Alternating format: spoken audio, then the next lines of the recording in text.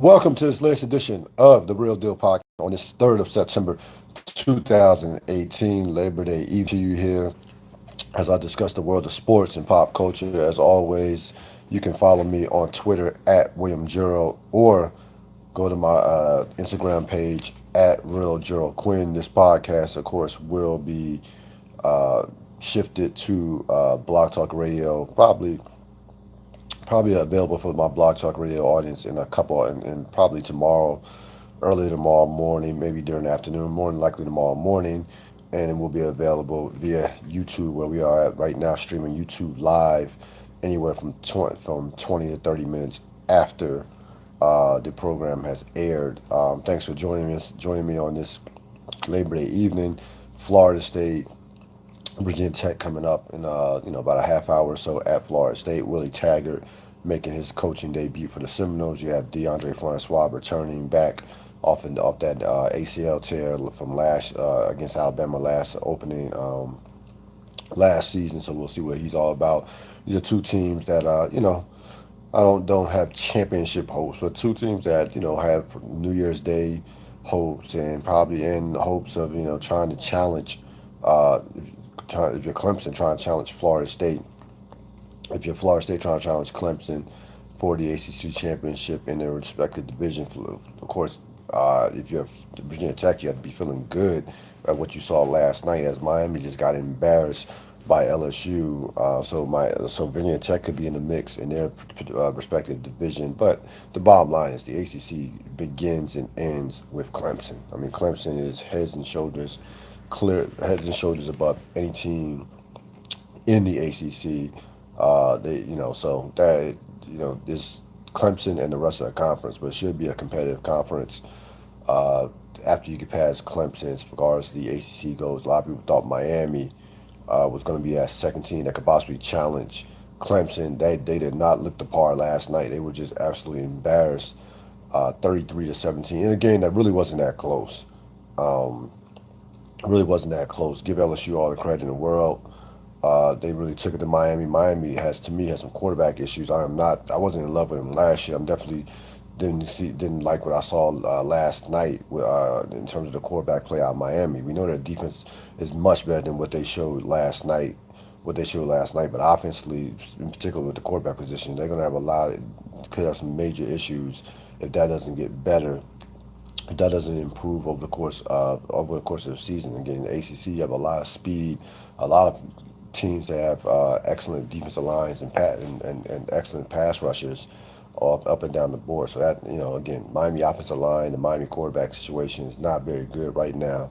Overall in college football, decent weekend of games. Again, if you look at the teams that stood out. LSU had a big performance.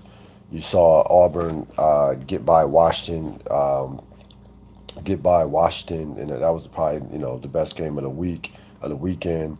Notre Dame had a decent performance against Michigan, and for the life of me, I can't figure out how Michigan with Jim Harbaugh can't get a quarterback. I just don't. I really don't understand how that offense struggles.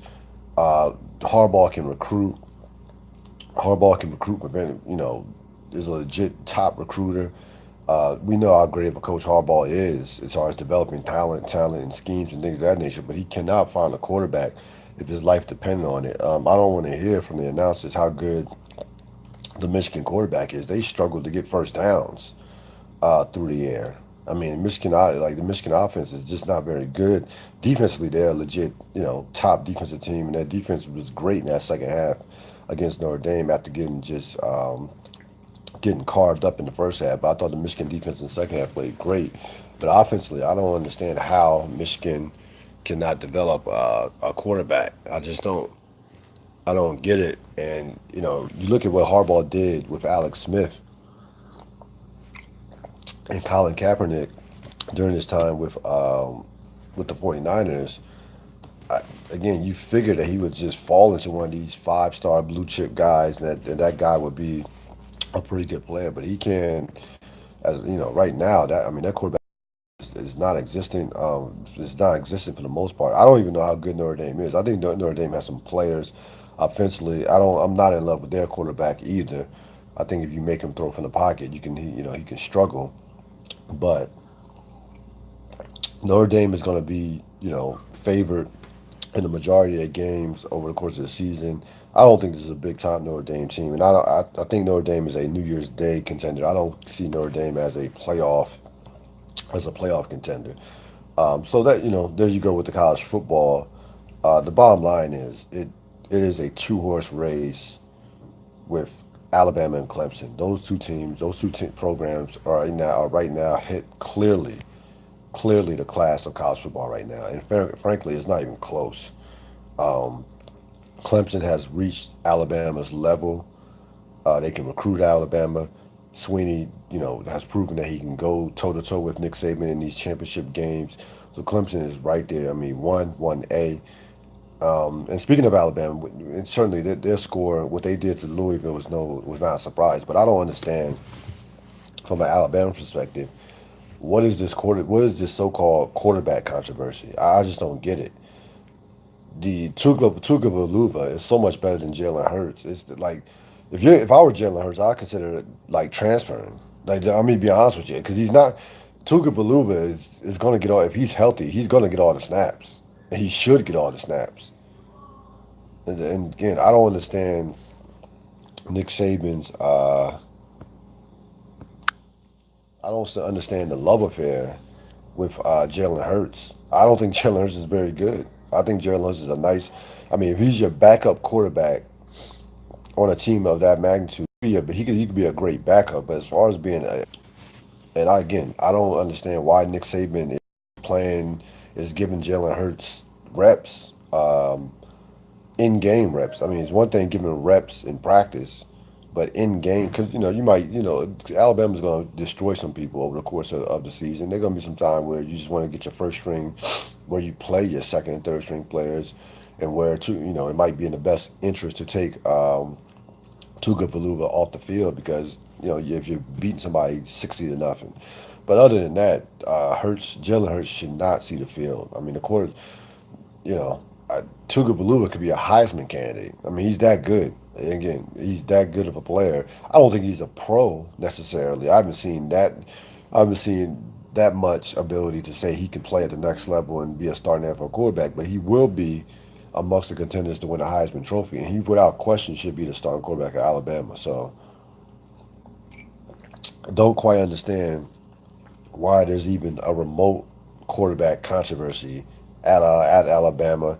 You hear Saban, basically snapping on Maria Taylor about asking a question that she shouldn't have to ask because there should be no issue in regards to who the quarterback is.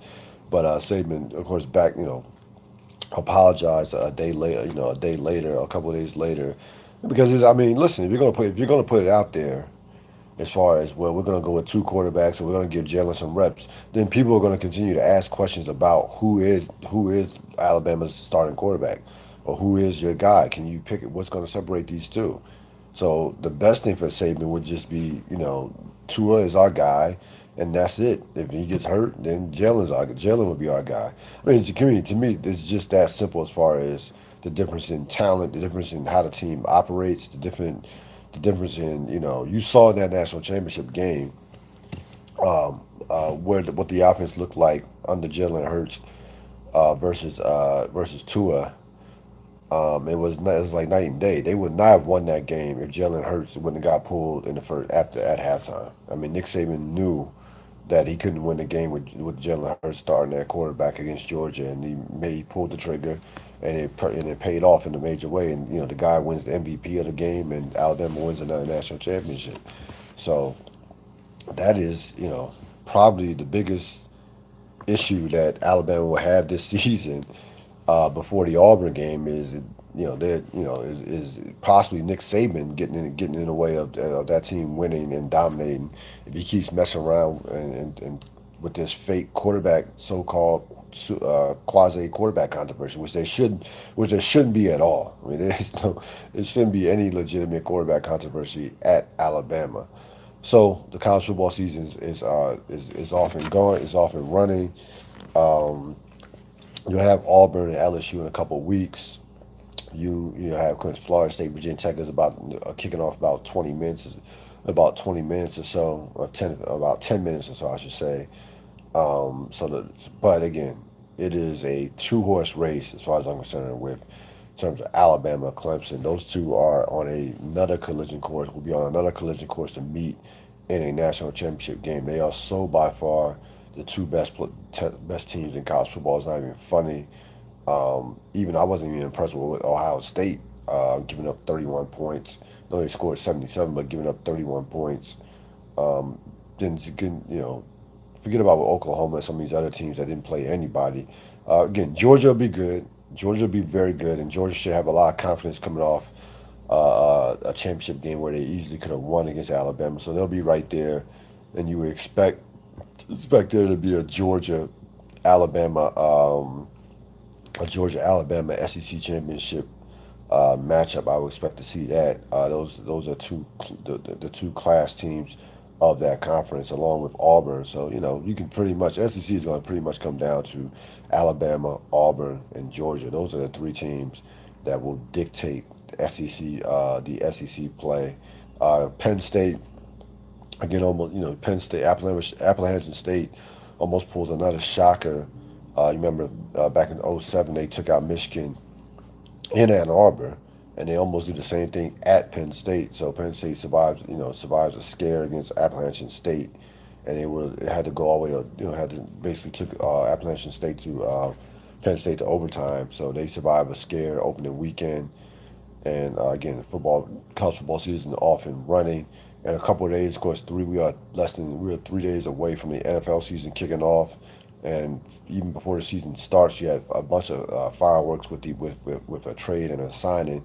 And then when we get to the trade, we get to the Khalil Mack trade because you know, NFL trades are becoming more and more prevalent over the last 2 to 3 years. You've probably seen more NFL trades in the last 2 to 3 years than we've seen in the previous 5 to 10 combined, and big names are being traded. Um, I don't know what the Raiders are doing. I don't know what the plan is.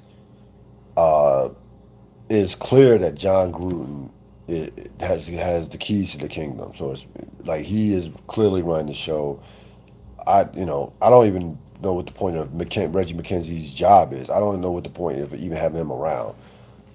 It was clear that to me from all the stuff that I read that McKenzie did not want to part ways with Khalil Mack. That this was clearly a John Gruden decision. Um, John Gruden wants to basically start over, and that means getting rid of a bunch of players that were drafted by uh, by Reggie McKenzie. You're talking now again. They got two first round picks for him, two first round picks, and I believe a third rounder. I mean, they got a nice haul for him. They didn't get him for nothing. And those two first round picks, even Chicago, I don't know what we listen. We don't know what to expect out of Chicago. We know Chicago has a very good defense. The quarterback is still. We don't know the quarterback can play. So Chicago could easily be, 6-10, 5-11, four. Who knows? 4-12 again this year. That's I mean that. So that those draft picks would be those picks will fall anywhere from 10 to 15. Those first round picks will be high draft picks. So the Raiders will have two first round picks in the next two drafts. You can rebuild your franchise with that. The key to all this is going to be Derek Carr. Derek Carr 2 years ago looked like the next great young quarterback. 2 years ago, last year he regressed, took a major step back. Can he get back to what he was back in 2016 before he got injured? Now again, I thought the Raiders were impatient with Khalil Mack. I would have kept Khalil Mack after the end of this year, at least for this year. Um, this idea that you can't pay two players at the same time, even though that you can't give Khalil Mack and David Carr money at the same time is insane. There are teams all over the NFL who are paying a number of guys. It's just a matter of are you willing to spend the money? So I don't buy this idea that they couldn't afford to keep Khalil Mack. I don't think this was a money thing. I think this was I don't know if Khalil Mack's personality didn't fit with what John Gruden was trying to build. I don't know if again, I just think this was a Gruden decision. I don't think this was a case where where the Raiders could not afford to pay Khalil Mack. Where the Raiders could not afford to pay Khalil Mack. I don't see that as this situation. Now, listen, the Bears, certain teams can afford to give multiple contracts out to these guys. The Rams, Bears, um, Eagles. There are teams who have quarterbacks who are on rookie deals that can afford to give out a ton of money and can build around other positions because they're not paying their quarterbacks.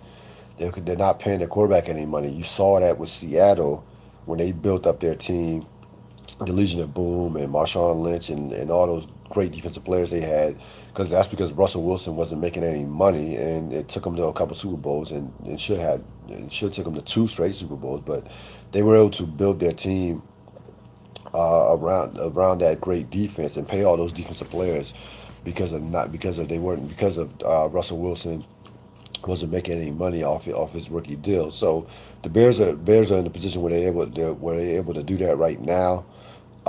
I still think that again the Raiders could have waited. They didn't have to pay Mac this year. They could have waited. Mac would have made $13 million this year. They could have franchised him in 2019, and then got compensation if things really got nasty.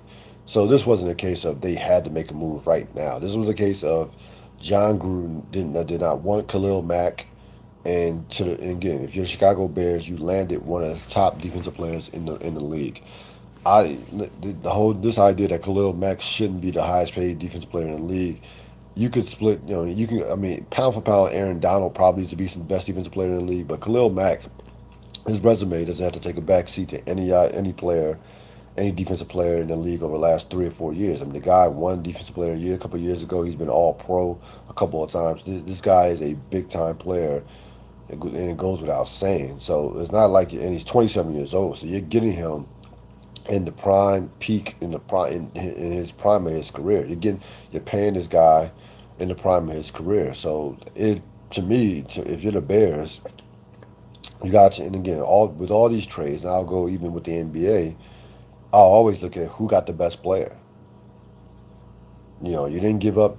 You didn't give up a king's ransom to get Khalil Mack. You gave up a nice haul, but you got a great player who's still in the prime of his career. He's 27 years old. Matter of fact, he was in that same draft as Derek Carr and also as Aaron Donald.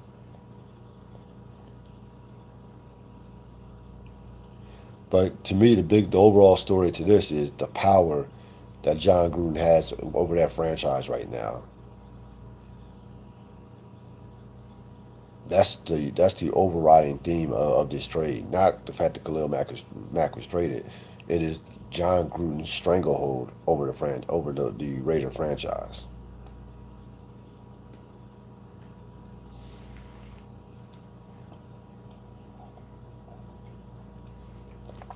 11 minutes after the 8 o'clock hour on this latest edition of the Real Deal Podcast. Again, of course, the NFL kicks off Thursday night. You'll have the Eagles hosting the Super Bowl champion Eagles hosting the Atlanta Falcons, the team that could have took them out in the playoffs. Um, Played them the toughest out of the NFC teams last year in the divisional playoff round. Came up short. They'll host Eagles will host the Falcons. Nick Foles will be starting at quarterback. Sounds like Carson Wentz hasn't been cleared yet, but again, he's taking reps. He's moving around. It's not like it doesn't seem to me like this is a physical thing. I think this is more about the Eagles being as cautious as a franchise can be with their 25-year-old franchise quarterback. So the Eagles are going to take their time with this. I expect him. I'll be shocked considering that this is a Thursday night game if he doesn't play in week 2. So if he doesn't play in week 2, there might be something more than just Um, then the Eagles might just be there might be something more to this than just the Eagles just playing it safe, close to the vest. So I expect Wentz to play in week 2. They'll basically have a semi bye week with the Thursday night game with them playing against start over the season on Thursday against the Falcons. I think again you don't have to play him. Your season is not going to go down the drain in September. You don't have to play him right now. I totally understand what they're doing, but again, I would be surprised if he's not playing by week 2. I'd be very surprised if he's not playing by week 2. The Eagles have got to get some other guys on the field as well, Sproles and again Alshon Jeffrey will miss some time, so they kind of nicked up in certain places, as well. A lot of people are high on the Falcons this year. A lot of people are high on the Steelers, Falcons, Packers. Those are some of the teams that you're hearing about across the board. We'll go more in depth in the NFL. I would say either with a Friday or Saturday podcast. I'll have the college and NFL picks. We'll talk about the Thursday night game with the Falcons and Philly. Um, Pound for pound, I think Minnesota. A lot of people are high on Minnesota. The NFC is going to be a bloodbath this year. I mean, there are a number of teams. You could see a 10-6 team, a 10-6 team getting left out this year. The NFC is loaded this year. I mean, San Francisco is going to be better. I don't know where Seattle's going to be. I don't think they'll be quite as. I've seen anywhere from 7-9 to 10. I saw one report, one thing had them at 10-6. I don't think they'll be that good, but I could see Seattle being better than people expected.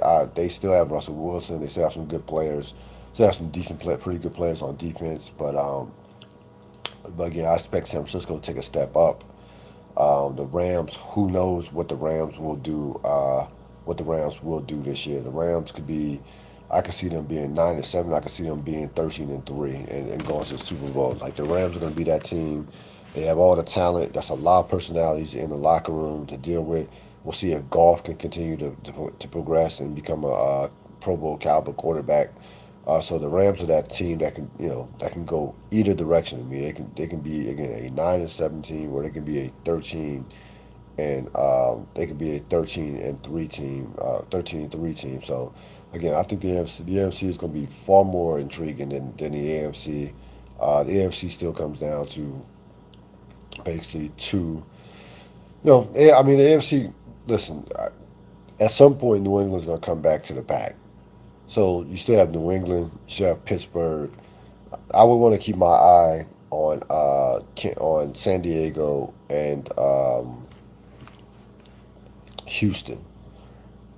I think Jackson will be okay this year. We'll see what in terms of quarterback. We'll see what happens with the quarterback situation. Can Blake Bortles what are they going to get out of him? Their defense, I don't expect their defense to play as well as it did last year, but I don't think it'll take a major step back. But Houston, Deshaun Watson, to me, is the wild card. Can Deshaun Watson, coming off the injury, can Deshaun Watson pick up basically where he left off from before he got hurt? He was, headed towards a rookie of the year. He was headed towards, a guy who was just making all kinds of plays, playing great before he got injured. So that's going to Houston. They'll get Merciless back. They're going to get Merciless and J.J. Watt back on top of with Clowney. We know how good that defense is. That defense has probably the best pure pass rush in the NFL, and they don't have to run. They don't have to blitz to get to the quarterback. Also, San Diego's in a soft division this year with the AFC West. I don't know. You don't know what Denver is in transition. They really don't have a quarterback. I mean, they have Keenum at quarterback, but they're in transition all around with their offense. The Raiders, who knows what's gonna transpire with them with Gruden. Um, Kansas City with Mahomes, he's gonna take a year to develop. I don't think he's gonna be as good as Alex Smith was last year or has been the past couple of years. That division is wide open for San Diego, to me, pound for pound, has as much talent as any team, not only in that division but in the conference. I'm high on San Diego as far as their talent. Um, far as the type of talent they have defensively, Bosa and Ingram, and with the running back and Keenan Allen is one of the best receivers in football. Rivers can still play at a decent level, at a Pro Bowl caliber level. So I'm fascinated to see what San Diego and Houston do, um, to try to, are they are they ready to take the next step up? Are those teams ready to contend with the likes of New England, with the likes of Pittsburgh, who are clearly still the class of the AFC? But we'll see what happens. We'll talk more about it over the course of the week. Again, later on with the NFL, we'll do NFL picks and college picks. Sticking on the NFL theme, you saw Colin Kaepernick become the latest face of Nike as far as the ad program. Again, I trust what Kaepernick is doing. I'm not so sure I trust Nike as far as promoting this. I'm not so sure that Nike isn't trying to appease other athletes that they work with, like a LeBron James, like a Serena Williams. Again, I don't know what Nike's motivation is with this. I get, well, I guess I get a sense. I do know what their motivation is. To me, to clearly appease those other athletes who are signed with them. Um, Again, it's a nothing to gain, everything to gain, nothing to lose if you're Nike. You're not making money off Colin Kaepernick, and Nike can basically at this point print their own money. So this is not a money deal. But again, I think I from afar, I see this as being a way to show the other athletes who have spoken out on racial inequity and things of that nature. Hey, we got your back. So in particular, LeBron James. So LeBron James is the Nike's number one guy. Um, Nike's number one guy. He's spoken out a lot on racial, on police brutality and things of that nature over the past couple years. So I could see Nike trying to appease the likes of a LeBron James in general. Again, my question would be to Nike is why Colin Kaepernick has been protesting, has been taking a knee, took a knee for over a year. Has been this thing has been going on for like the last 2 years. Why now did Nike decide to toss their hat in the ring when it comes to these issues? So that would be my question about Nike. But again, hats off to Colin Kaepernick. I mean, Kaepernick has stood his ground. He has not, flinched once. He's going to probably listen. If the NFL is smart, they will settle with Kaepernick off the field. They will settle with him because this thing is going to drag into the regular season. It's going to continue to get talked about by the media. It's going to be an issue moving forward into the 2018 season. That's without question. So this is not going away anytime soon with this collusion case. And right now, Kaepernick has the attention of the country. He has the attention of some of the players around the league. He has the attention of many of athletes across the across the sporting landscape. So right now, Kaepernick is to me winning the battle versus the NFL. And again, if the NFL is smart, to me, they will continue to they will just settle out of court with Kaepernick, give him the money that he would have lost with the team that he lost with that he would have lost by not playing, and who knows what that number is. I'm sure Kaepernick's lawyers and people around him have a number, but right now I think the NFL looks worse and worse in terms of uh, how they've handled this situation. So we'll see what happens with that over the course of time. Again, they're going to be there. We're going to be talking about this throughout the course of the regular season. This is something that is not going to go away anytime soon. I expect there to be players that will continue to take a knee, that will continue to protest during the national anthem. So that's to me that is not going to stop whatsoever. Right now, Virginia Tech is up 7-0. They just got a turnover on Florida State, so they're up 7-0 as 7-0 as the college football weekend concludes with this Labor Day matchup, this ACC Labor Day matchup of two teams who are clearly behind the likes of the Clemson Tigers and to a lesser extent the Miami Hurricanes in the ACC. The debut of Willie Taggart, coach of Florida State, and also the return of DeAndre Francois, the quarterback who got hurt last year in game one against Alabama. As far as power goes last night, again, I thought the episode was better, even better than the episode where 50 Cent was killed, to be honest with you. And this season finale, the season finale, I can't wait for the season finale. I really think they're going to take Angela out. Um, so all roads to me point to that. Again, I told you last week that previewing this upcoming season, not season, but this upcoming episode that Teresi probably was going to get taken out. No surprise there. So they are really ramping up things for this season finale, which is going to be 75 minutes, um, which is supposed to be 75 minutes. Councilman Tate, I think Councilman Tate has a criminal connection. I think that's the mystery behind him. I really believe he has a criminal connection. I think it's just more than just being a dirty politician. He's way too comfortable in terms of when he's talking to ghosts and how he talks to ghosts continuously and continuously. So I think there's something behind that. I think that will be addressed in season six. Um, the Kanan dying payoff with Tyreek was perfect as far as I'm concerned.